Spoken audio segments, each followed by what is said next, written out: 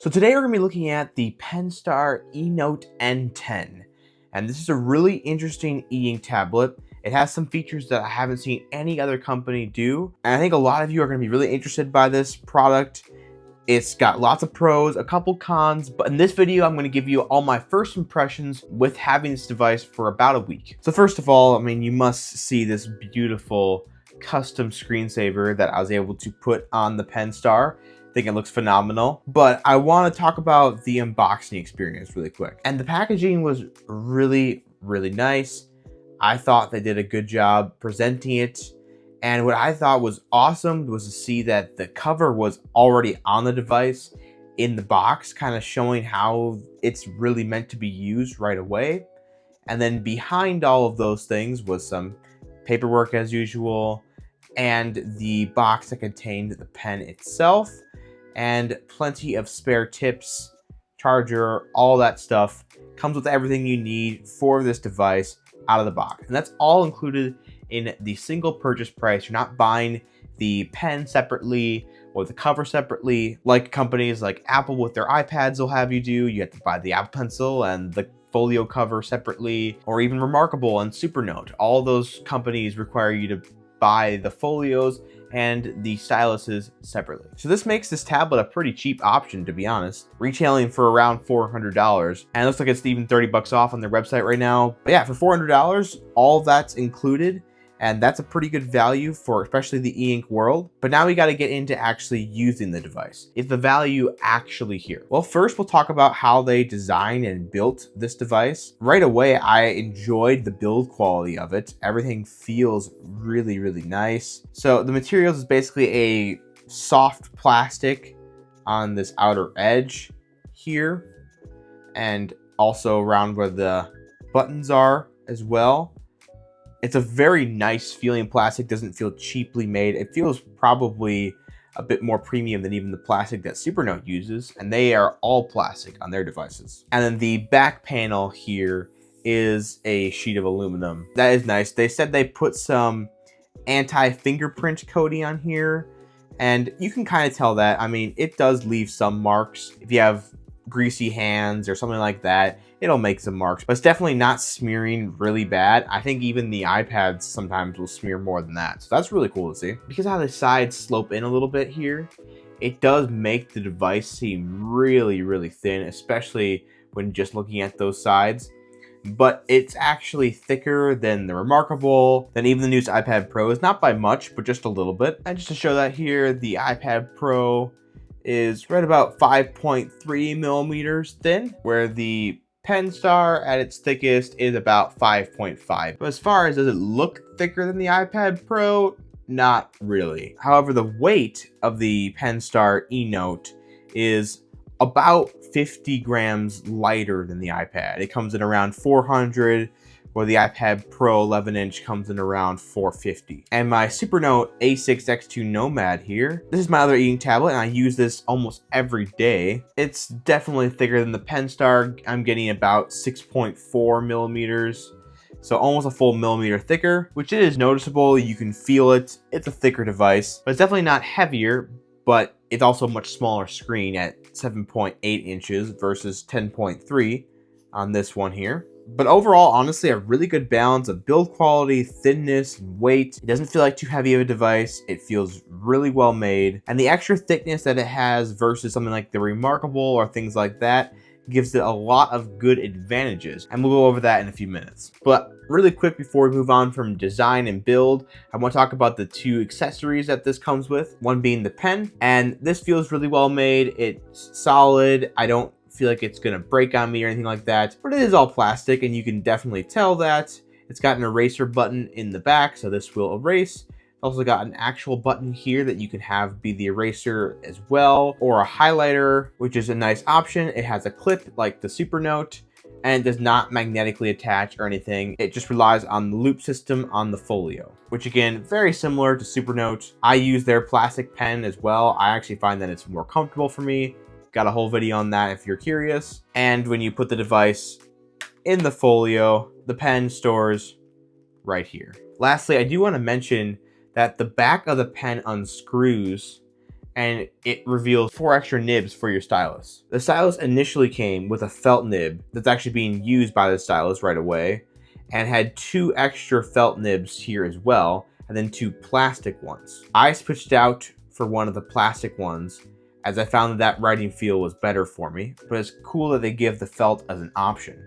And they also give 10 more spare nibs that are all plastic, and a nice tool to easily get them on and off. So this is the cover the Penstar came with, which you saw in the unboxing. Most of it is made out of a really nice feeling vegan leather. The whole back is, and most of the front. They have this patch of fabric material. I think that's mostly just to keep the hinge of the cover long lasting, as leather could definitely crack if it's bent over a lot. I think they wanted to mitigate that, so that's really clever. And it's got these 2 tabs, which are more for guiding the folio into place than actually attaching it. Now once they're attached in there, you have a cover for your notebook, and you can slot the pen right into this loop.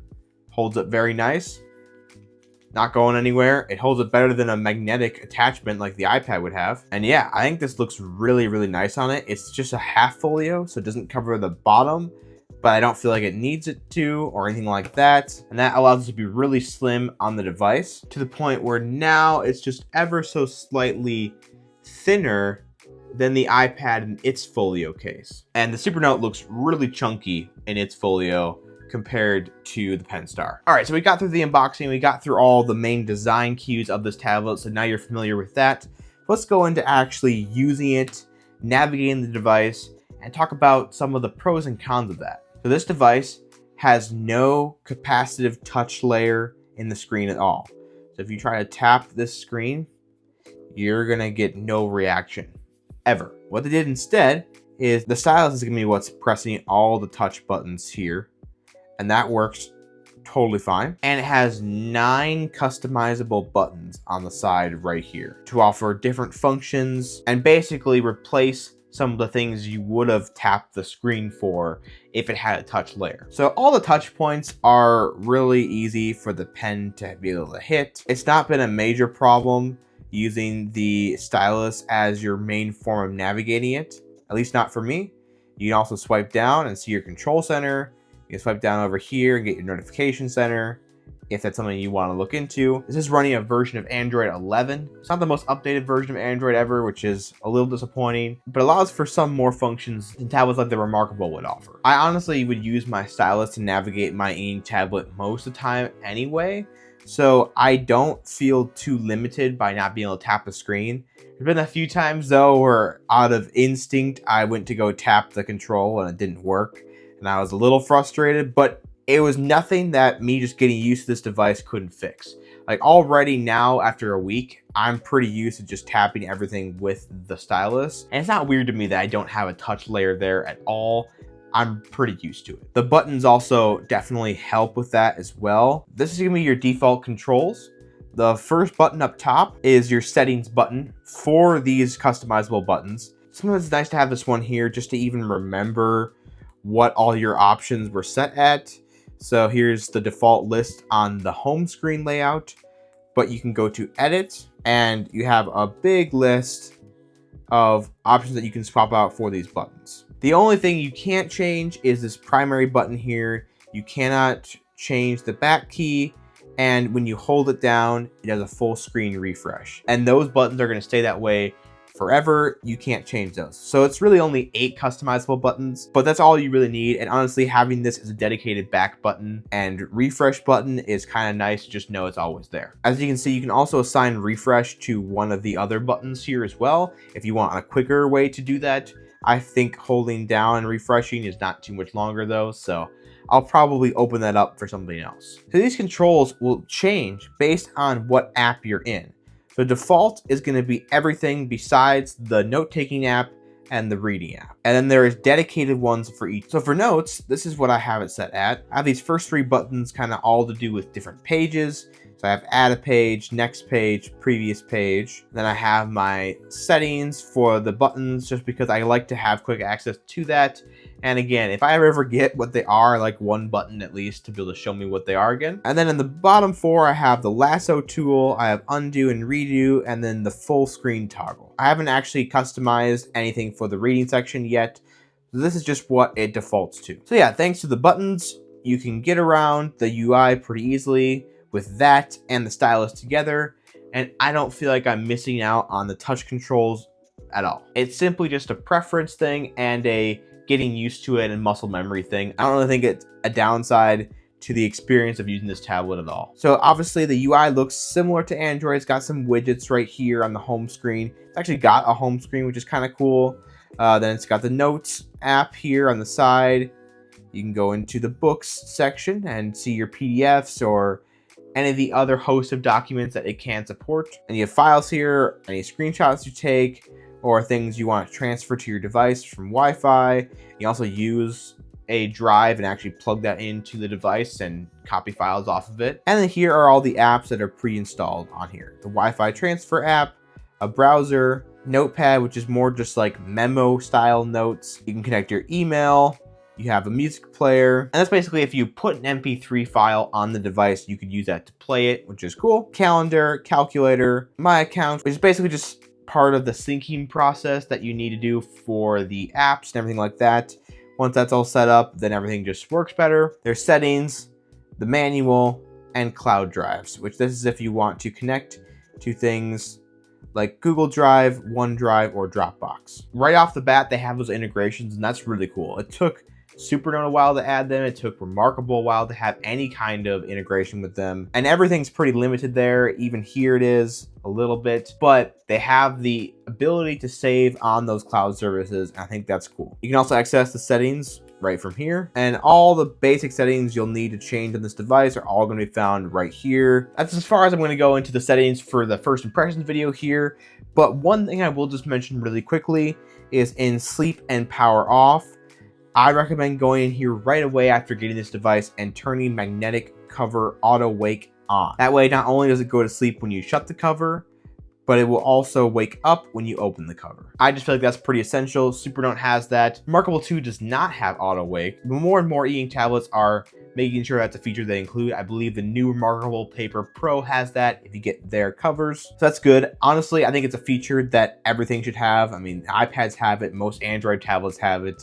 It's just really, really convenient. And it's way nicer than opening up the tablet and then going up here, pressing the power button to turn it back on. It just is ready when you open the cover. And that's nice. So again, I've only had a week with this device, so I haven't developed all my feelings on it. But we're gonna open up one of my notes here and just talk a little bit about the writing feel. The texture on the screen is definitely like a paper-like textured film that they put on the screen. And it does feel nice. Let me know if you can hear it as it's writing here.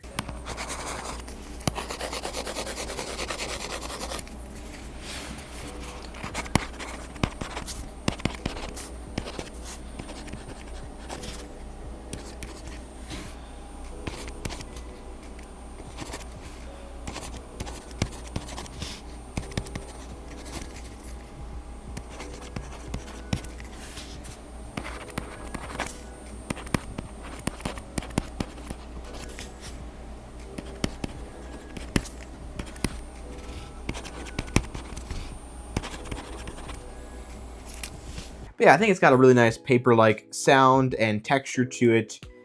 Pretty pleasant to write on. It reminds me a lot of the Remarkable 2. It's definitely not the same kind of screen technology that SuperNote uses, where the screen actually presses in slightly and creates more of a pen-like feel, where this is probably a bit more like pencil.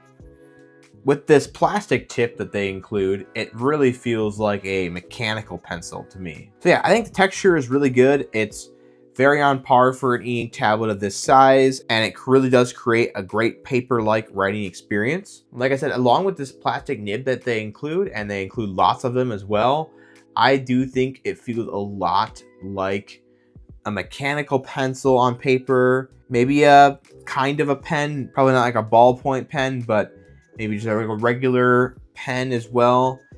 I can see that. I don't know if I like it more than my SuperNote, but I'm also very used to the SuperNote at this point, so I've gotten kind of partial to it. I do think it's a better writing experience than an out-of-the-box iPad and Apple Pencil experience. The plastic on glass is just not quite the same without a texture in between. I do like the nano texture glass better. I have my 11-inch, but it's not really optimized for drawing or writing on it. I will say though, I don't think the latency is the best in the world. Don't know how well it's going to come through on camera, but I just want to see if you can notice any delay or not. I do feel like the SuperNote's a little bit quicker with the latency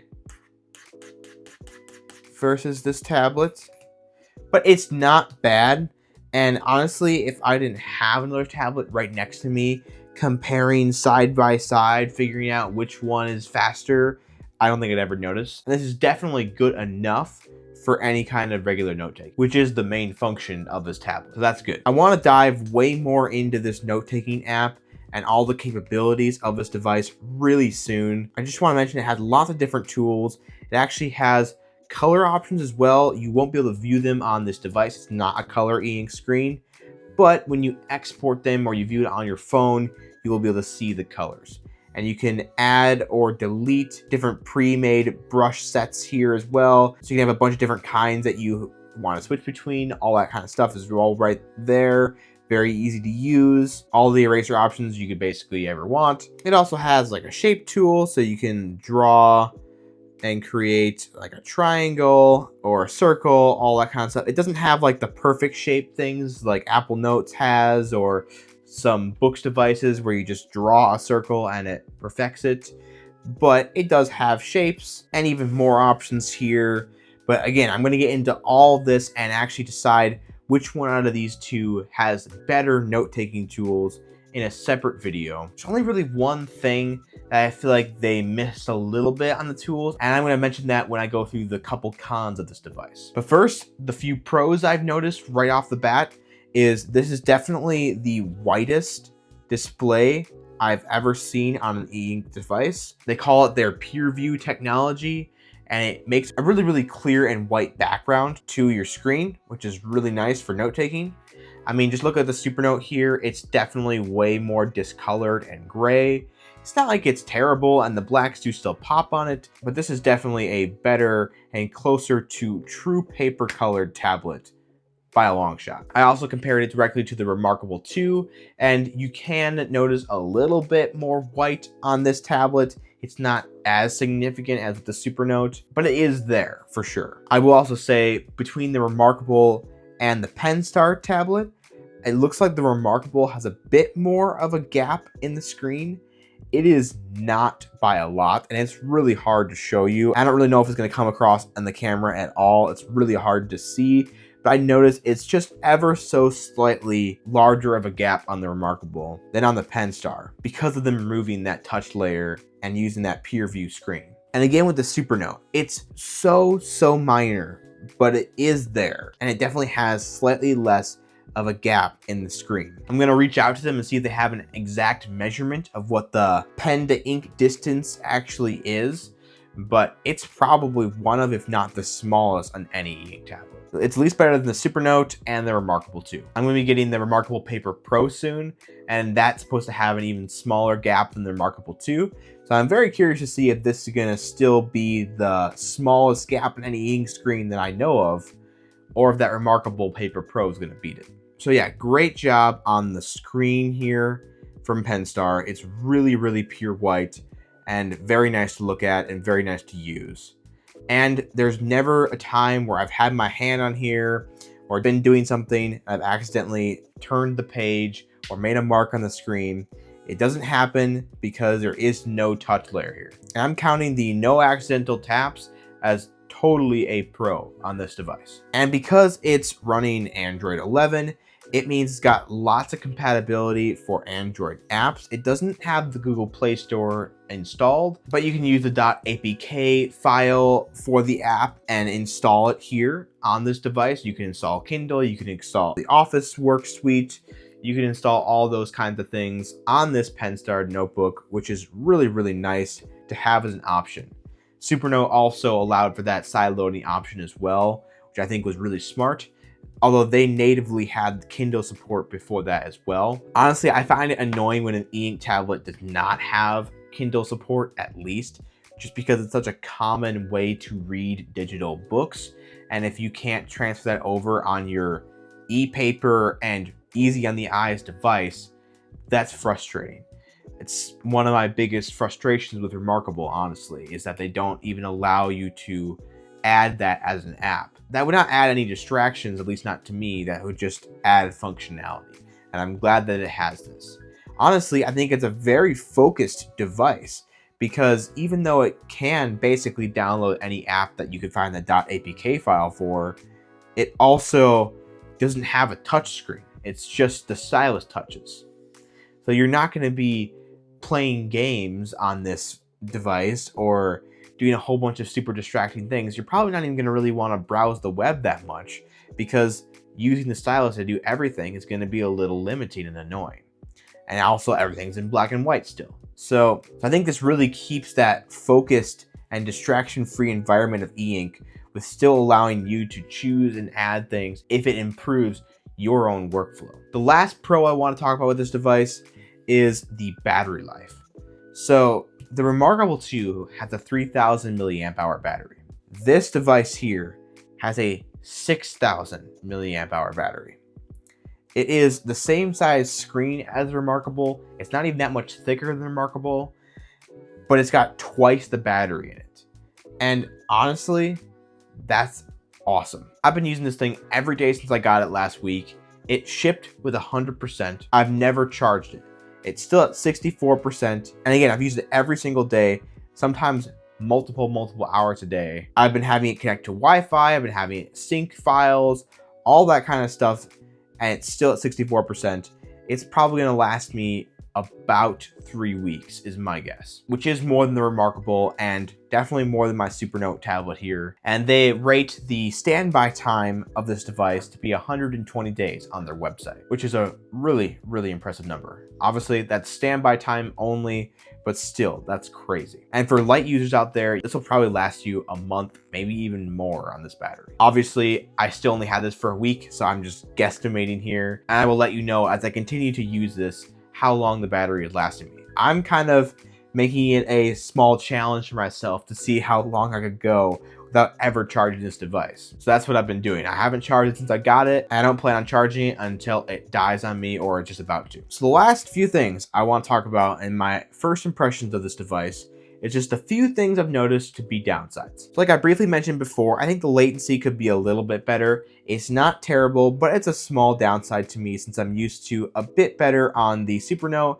and the iPad Pro. Again, isolated, you're never gonna notice it. So don't take this as a large downside. It's just something I've noticed myself. This next one's a little bit bigger deal to me, and that is the glare that's on the screen. The really nice thing about an e-ink screen is that usually they're way better in direct sunlight and all that kind of stuff, because they don't have their own illumination, and being out in the sun actually just makes it easier to see instead of harder to see. And that's still true for this one because there is no backlight or anything like that, but it does cause a lot of glare and reflection on those lights when they're directly pointing at them.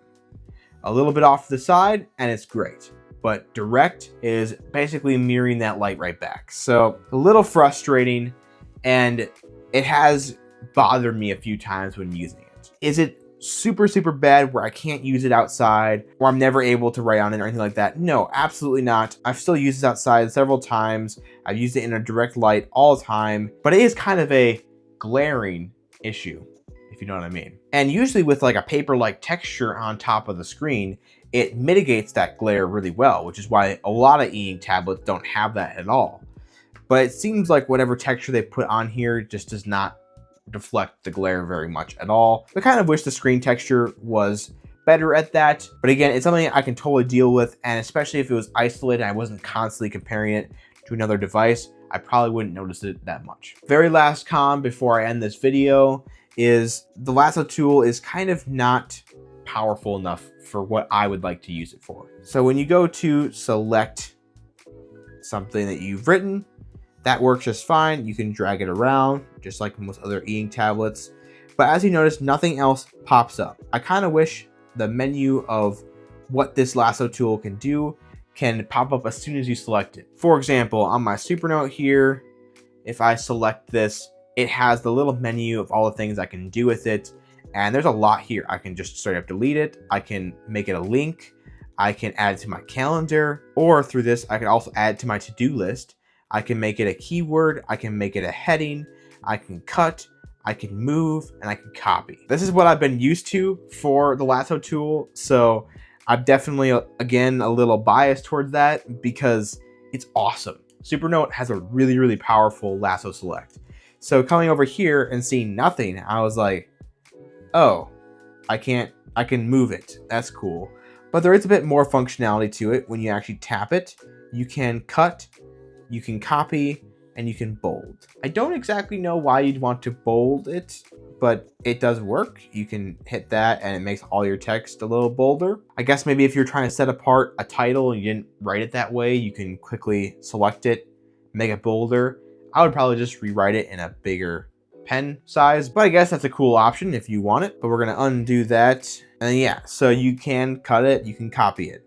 That's basically the main practical functions I see here. The really unfortunate part is, though, you can't resize what you've selected. So when I've got this selected on my Supernote here, I can drag from the corners and actually resize the text and rotate it even, and that's really awesome. But on here, there's nothing I can drag from the corners or anything like that. So they only need to resize what I've selected or rotate it or something like that. If they could do that, that would be really, really cool. And if someone else has this tablet and they found a way to do that, please correct me, because I would love to be wrong. But I feel like that's a pretty essential function of the lasso tool that is not replicated here on this device.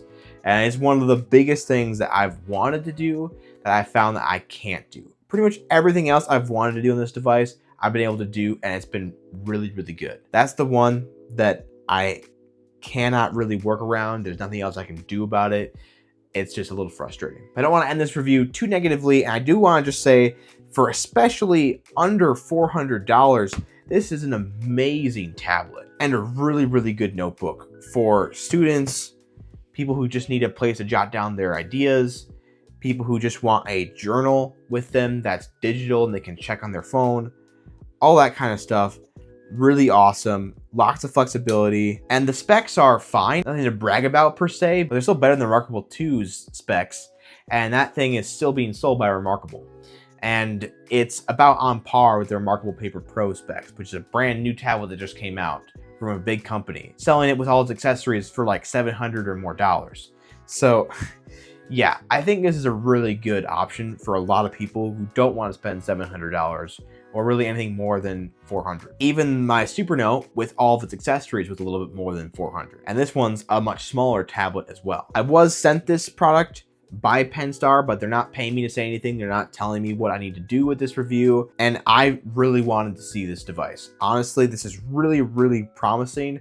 And I'm going to keep using it and testing it. And the problem I have with the lasso tool is totally something they can fix in a software update as well. It's not tied to the physical hardware of this device at all, and I really do hope they do that. So if you enjoy this initial impressions and basic review of this device, please be subscribed for a more in-depth review of the note-taking experience and all the tools involved in this. And then I'll be doing dedicated comparison videos to the Supernote, to the Remarkable 2, to the iPad Pro, all of that kind of stuff, and find out if this can actually beat out all my other tablets as the true dedicated note-taking device and the best digital note taker. If you enjoyed this video, please give it a like, comment below, and share this. Sharing it really, really helps spread this channel around and helps my channel grow and be able to make more content like this. And of course, subscribe as well. I want to get to 5,000 subscribers before the end of summer. Yeah, that's right. I said before the end of summer. We've got till the 22nd. So I'm not giving up on it until it's the 23rd, which might happen. But I'm going to keep saying it until then. So if you're not subscribed, please subscribe to the channel. It does really help me out. And I want to be able to keep making more of these videos faster, even more consistently, and at higher quality than what I'm doing currently. And you subscribing and sharing this video is going to actually help me do that. If you're curious about any of the equipment I use in my setup right now, that's all going to be linked in the description down below. Like I already mentioned, I am going to be covering the new Remarkable Paper Pro when I get mine in. I also will be reviewing the new iPhone 16 Pro Max, the new Apple Watch Series 10, both the 42mm and the 46mm. So if you're at all interested in any of those devices, please be subscribed in this channel. Plenty more iPad content coming as well. Plenty more tablet content coming. If you love technology, e-ink, Apple, all those kind of things as much as I do, you're gonna wanna be subscribed so you don't miss out on any of these videos coming on this channel. And as always, guys, have a great day.